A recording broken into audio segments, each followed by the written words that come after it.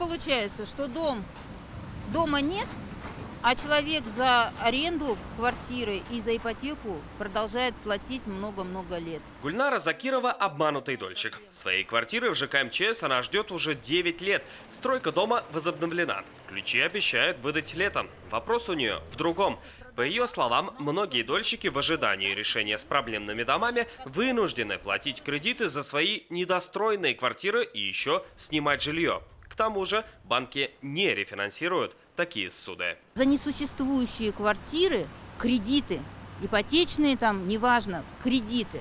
То есть квартиры нет, а кредит ты банку выплачиваешь каждый месяц. И получается так, что здесь, условно говоря, все в шоколаде, в особенности банк.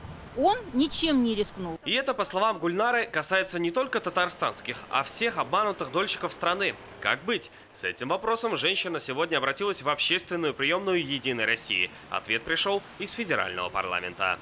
Банки не рефинансируют старых ипотечных, потому что этот объект оказывается в реестре проблемных объектов. И на самом деле мы считаем, что банки не правы, и мы подготовили официальное обращение от группы депутатов на Эльвиру Сахибзадовну Набиуллину. Еще один вариант поддержки – субсидирование ставок. Предварительно на это нужно 3 миллиарда рублей. По словам Айрата Фарахова, это может делать либо федеральный бюджет, либо фонд обманутых дольщиков.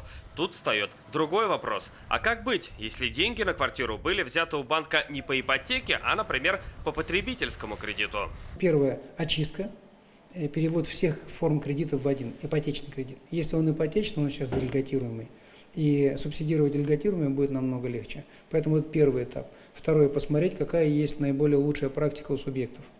Если она действительно есть, значит, посмотреть, какие решения могут быть на уровне нашей республики. Сейчас в республике около 2000 обманутых дольщиков. Это 7 домов. Их достроят в этом году, и проблема будет решена. И здесь у дольщиков начинаются вопросы уже с инфраструктурой вокруг их домов. Парламентарии пообещали держать их на контроле. Салават Мухаммадуллин, Алмаз Зиаддинов, Рамзиль Гарипов, ТНВ, Казань.